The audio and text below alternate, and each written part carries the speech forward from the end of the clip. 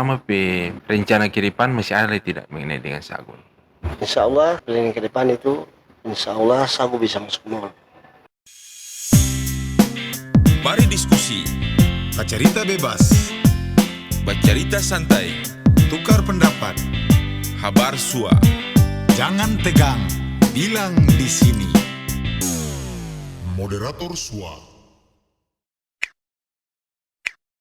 Bismillahirrahmanirrahim. Assalamualaikum warahmatullahi wabarakatuh. Sahabat moderator sua, malam ini ketong kedatangan salah satu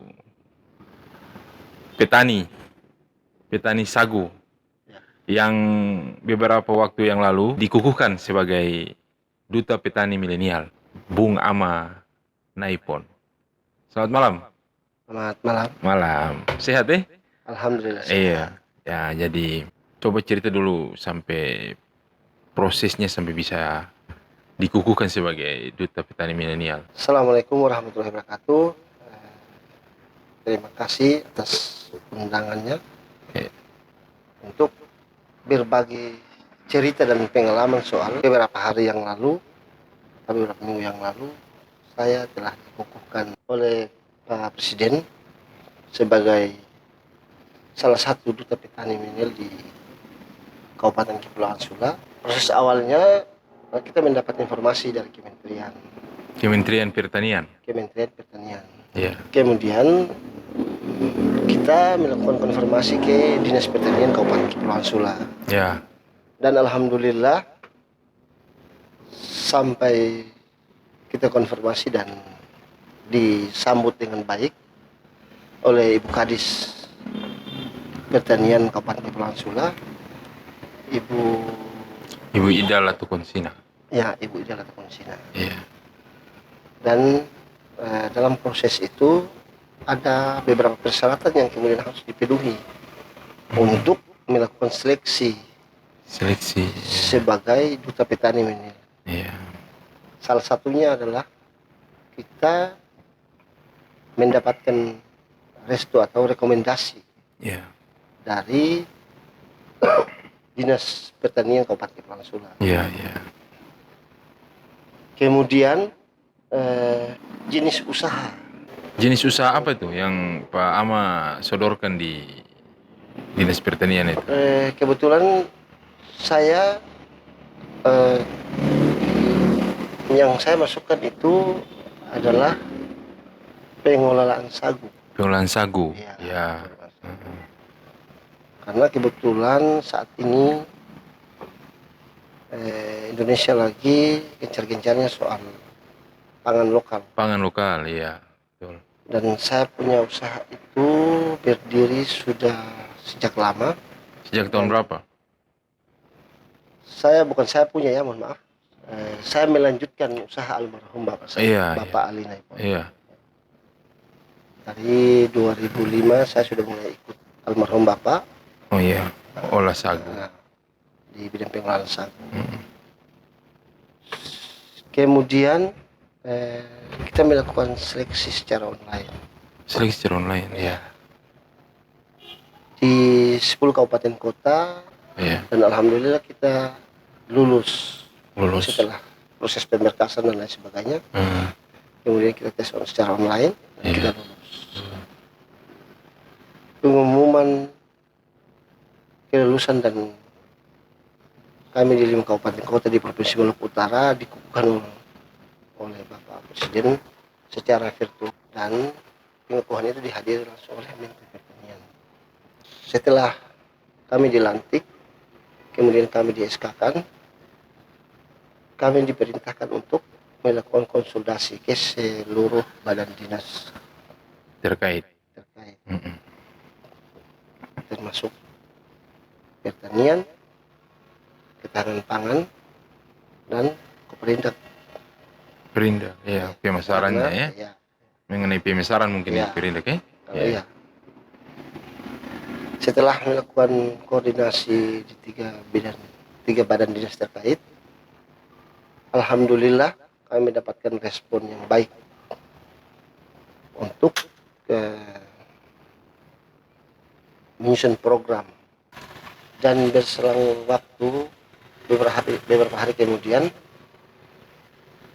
saya melaporkan langsung ke bupati.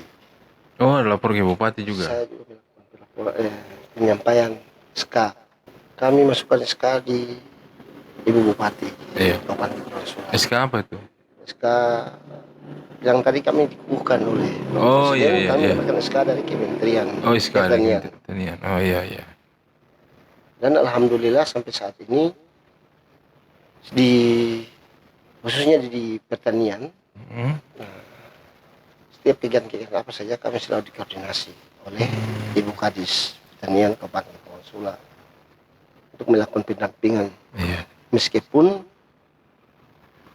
saya dilantik dan di dalam proses seleksi tadi saya masukkan jenis usaha adalah sagu dan sayur. Oh, sayur. Sayur mayur. Sayur mayur. Nah, Iya. dan kami juga 1 atau 2 hari kemudian kami akan melakukan Rekrutmen. Iya. tadi di Kabupaten Kepulauan Sula. Iya, betul. Ada beberapa kelompok yang kemudian kami siapkan. Kalau di bidang sagu itu kami rekrutmen itu ada 2 kelompok. 2 kelompok. Iya, iya. Kelompok yang satunya adalah kelompok rehabilitasi pohon sagu yang ada di Kabupaten Kepulauan Sula, Iya. karena sagu di Kabupaten Kepulauan Sula itu cukup banyak. Iya. Kalau mau dihitung 10 kabupaten kota di Provinsi Maluku Utara, mungkin masih yang terbanyak itu adalah di Kabupaten Kepulauan Sula. Sula, iya. Iya. Dan tempat-tempat lain saya juga belum melakukan tinjauan secara Iya. langsung. Kemudian kelompok yang berikut adalah kelompok pengelolaan Pengolahan, ya. Produksi. Proses produksi, ya. produksi sagu. Sekaligus dalam kelompok produksi itu, karena produksi sagu ini dikerjakan oleh laki-laki Hmm. dan ibu-ibunya kami persiapkan untuk melakukan pelatihan, melakukan kue-kue dan makanan-makanan ringan yang Oh, pengolahan untuk menjadi makanan ringan, ya. Ya, Ya, makanan-makanan. bikin kue, ya. Panganan-panganan, ya. ya, Iya, iya. insya Allah kami akan berupaya semaksimal mungkin untuk program ini akan dijalankan. Ya, ya. Oke, baik.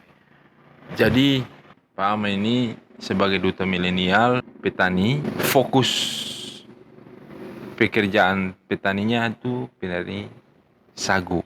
Ya, Pak Ama bisa jelaskan dulu ke keturang yang generasi yang sekarang ini, mungkin keturang cuma tahu makan papeda sudah, tapi prosesnya itu mungkin ada yang tahu tapi tidak selengkap yang Pak Ama tahu. Jadi pohon sagu itu mau pilih itu yang pohonnya bagaimana supaya bisa panen. Karena keturang sering tahu kan pohon sagu ini umur berapa, apalagi yang Pak Ama bilang itu ada sagu liar dan ada sagu rawat. Nah, yang liar ini yang keturang sering tahu, terus bisa tes di umur ini. Kan menurut informasi dari Pak Ama bahwa sagu yang bisa dipanen itu yang liar itu 5 tahun. Yang mau tahu 5 tahunnya bagaimana tuh? Nah, coba Pak Ama silahkan coba cerita dulu. Terima kasih. Yang pertama, kami selaku petani atau pengelola sagu di Kabupaten Kepulauan Sula, yang pertama sekali itu adalah kita akan meninjau lokasi. Kemudian Lokasi. kemudian kalau ada orang-orang di sekitar situ, ketemu akan tanya, datangi orang yang punya sagu untuk ketemu melakukan penawaran jasa kerja. Iya. Setelah ketemu datangi, baru tuan sagu sampaikan, oh iya, kalau ada yang bisa panen, bahasa sederhananya di Sula, yana kalau engkau mau tua dehi berarti bau parpil. Kau mau tua itu yang tuh saya tahu itu bagaimana caranya biar bedakan kau mau tua dengan kau yang masih muda itu. Itu bagaimana itu. Jadi sederhananya, kalau misalnya ketong datangi kemudian sudah diiakan pemilik Ya. pohon sagunya, maka ketong juga akan melakukan tinjauan kedua, yaitu proses.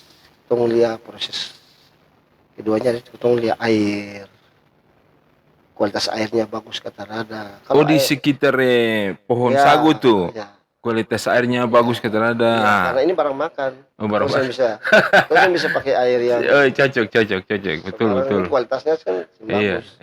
iya. Terkadang ada yang sudah layak untuk ketong olah. Iya, Tapi kalau misalnya di situ sumber airnya kurang jernih, iya. maka ketong saya akan olah. Karena ketong takut jangan sampai nanti hasil olahan itu Mm-mm. dikonsumsi yang bagus. Iya, Apalagi betul. orang di Sule ini kan makan sagu, makan papeda ini kan kalau hitam saja dong yang suka. Iya, Kemudian kalau kualitas airnya yang bagus bisa mempengaruhi hasil produk. hasil produk juga Ya, berpengaruh. karena nanti isinya ini Iya. pokoknya saya bisa balik lah. Iya. Heeh.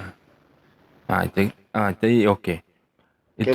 Itu susah sampai proses makan ini. Yang bet mau tanya nih yang proses mau Ya. benagin nih. Nah, jadi setelah ketong melakukan pengecekan air, ketong akan melakukan persiapan tenda. Mm-mm. Kita bikin tenda sampai selesai pemasangan got atau bak yang itu dibuat dari terpal. Ah, Kalau dulu kita belum pakai belum pakai alkon, kita masih pakai manual dari 2005 sampai 2019 itu baru kita mulai melakukan perubahan lebih milenial. lebih modern lah. Karena kalau saya kasih modern juga kan agak sulit, Iya. lambat produksi. Dari sisi waktu juga lama, terus produksi juga kurang banyak. Karena permintaan pasar semakin hari semakin banyak. ya. Terus kemudian setelah pemasangan bak atau got tadi itu sampai selesai, Iya. baru kita melakukan survei yang berikutnya adalah survei penebangan. Penebangan. Ya oke. Kalau misalnya sagu liar, Iya. berarti atau kasih bersih sampai selesai, atau lihat. Ya. Nah, cara lihat ini bisa panen dengan sing Iya. ada di pun tanda-tanda. Tanda apa tuh? Tanda-tanda misalnya kalau belum layak untuk panen, berarti kalau bahasa daerahnya adalah inua. Boynya sana pone ke foto muda. Itu belum bisa. Itu bisa. Ya. Itu ada tanda-tanda apa tuh, macam ada tanda-tanda fisik ada, apa? Ya, ada garis hijau. Karena gabah itu kan semakin tua dia semakin bunduk Coklat. coklat. Iya. Ada tanda di situ. Oh, ada tanda di situ. Dan Kalau orang yang ahli saya bisa lihat, bukan soal ahli tapi soal pengalaman. Pengalaman. Soalnya tertulis. Oh iya, betul, cocok. Soal pengalaman. Di situ kita akan melakukan penebangan toh. Penebangan sampai selesai, pembersihan batang, pembersihan sampai selesai, mengemot dia, potong-potong, baru tarik ke tempat yang tadi tuh yang sudah dibikin kem tadi itu. Tempat bak. Jadi itu potong dibagi-bagi, di mot itu, putus-putus. Nah itu baru kita tarik sana. Tarik di tanpa itu. Sampai situ, kita cuci lagi dulu, kasih bersih. Kasih bersih lagi karena ini kan makan tuh. Iya. Jadi kasih bersih sampai selesai, baru kita belah atau encer. Itu sampai selesai, parut. Parut pakai? Kalau dulu belum pakai parut, ya pakai pukul. Pakai itu. Ipung apa? Namanya sag. Sag, Ya, yang itu dari bambu toh. Bambu. Parut, setelah parut baru peras atau am. Peras. Ya. Peras am. Ya. Untuk menampak sarinya toh. Sari. Sagunya. Sagu ya. Karena setelah parut itu masih namanya ela. Belum bisa dibilang sagu karena sagu itu sarinya. Sarinya, iya, yang beku, Iya. Dia mengendap baru sagu. Oh, iya. Kemudian setelah proses pemerasan tadi, Iya. kalau satu pohon dapat 19 sampai 21 mot, berarti dia makan waktu 2 hari. 2 hari sampai dia padat itu, sampai dia keras itu, Ya. yang tadi Ya, ramas selesai, keras, peras selesai sampai dia itu 2 hari waktu. hari. Dia bisa dapat berapa tumang kalau 1 sampai 19 mot itu? 19 mot itu dapat sagu kalau kualitas pohonnya besar. Besar, iya. Lingkar pohonnya besar, iya. Karena sagu ini kan kalau tinggi itu pasti tinggi. Tinggi, cuma lingkar pohonnya ini yang pohonnya. besar kecil itu yang itu yang berpengaruh di DP hasil itu ya. hasil akhir. Ah, Kalau misalnya 9 mot kemudian batangnya besar, berarti kamu bisa dapat 7 sampai 10 7 sampai 10 tumang. tumang. Tumangnya, Ya, iya. 7 sampai 10 tumang, lumayan banyak juga itu ya. tergantung lokasinya. Maksudnya? Kalau lokasinya terlalu banyak air, maka kadar sagunya Heeh. mengurang. Oh begitu Kalau banyak air juga sih bisa Tapi kan rata-rata sagu ini kan hidup di pinggir air. Benar, betul. Kalau bilang kalau kadar airnya banyak, bagaimana ceritanya? Tanahnya, kalau misalnya di situ banyak lumpur, maka sudah pasti itu tidak terlalu banyak isinya. Oh begitu Karena pohon sagu ini dia menampung air, dia menyerap air, Iya. dia menampung. Oh. Kalau air terlalu banyak juga di sini bagus Dia berpengaruh. Cocok. Biasanya satu kali panen itu berapa pohon? Kalau sampai panen itu biasanya ketemu pakai sampai 7 hari atau 6 hari. 6 hari sampai 7 hari. 7 hari. Itu bisa selesai berapa pohon itu? Kalau misalnya kualitas sagunya dia banyak isi, maka proses pemerasan tadi itu lambat. Karena harus bersih betul baru ketemu buang. Dia punya limbah atau elat tadi itu. Iya. Karena kalau misalnya masih ada sarinya, Iya. kemudian ketemu buang, Iya. maka dia berpengaruh di hasil papeda. Dia akan panas. Jadi proses dalam satu rumpun itu sagu itu yang Pak Amadong bisa pernah selesaikan itu berapa pohon? Tebang berapa pohon yang pernah Pak Amadong bikin itu paling banyak berapa pohon? Mampu. Nah, itu bukan rumpun tapi dusun. Dusun, iya. Lokasi. Artinya kalau sekarang kan bicara soal hektar panjang berapa gitu. Tapi kalau dulu kan masih bicara itu soal berapa sapinya dusun. Iya, ada berapa pohon. maksudnya itu begini. Pak Amadong bisa mampu dalam satu dusun itu berapa pohon bisa selesaikan? Kalau misalnya permintaan pasar itu banyak, maka yang ada di dusun itu harus kasih habis. Kasih habis. Kasih rata. Pernah yang paling banyak bikin berapa puluh pohon? Kalau misalnya permintaan pasar berarti ketong harus. Jangan bertanya Pak Ahmad pengalaman pernah berapa puluh pohon Pak Ahmad selesaikan? Paling banyak. Kalau paling banyak itu di pembukti ada di belakang benteng itu, habis kosong rata. Itu berapa pohon itu? Ribu. Ribu ya? Iya, ribu. Itu butuh waktu berapa lama itu? 1 bulan? Bisa waktu itu panjang, waktu lama. Lama Lama, prosesnya lama. Iya. Karena kalau proses ketong kasih masuk karyawan begitu, kalau karyawan itu sampai 3 sampai 4 bulan sana. 3 sampai bulan. Kayak misalnya satu orang punya ada berapa puluh pohon yang ada di situ, nanti masih proses kerja lagi, orang sudah datang lagi kasih masuk lihat tumpung yang itu lagi supaya bikin lagi kalau ada yang tua. Terus sistem pembagian dengan tuan barang bagaimana? 50-50? Jadi kalau sistem pembagian hasil olahan itu mesin parut dapat 2. Mesin parut itu dapat 2. Dapat 2. Kalau 10 tumang, Iya. kalau 10 tumang mesin parut dapat 2. 2. Mesin sensor dapat 1. 1. Mesin alkon dapat 1. 1. Nah, sisanya orang yang kerja. Tuan sagu dapat 2. Tadi pemproses seperti itu sampai jadi tumang tadi masuk di bentuk tumang. Ya. Ya. Sekarang proses pemasaran nih. Ya. Ya. Jadi pemasarannya disalurkan lewat apa nih? Dipasarkan langsung oleh Pak Ama sendiri atau didistribusikan ke ada distributor yang menampung? Biasanya sebelum ketong ada auto itu lebih banyak ketong distribusi di pasar.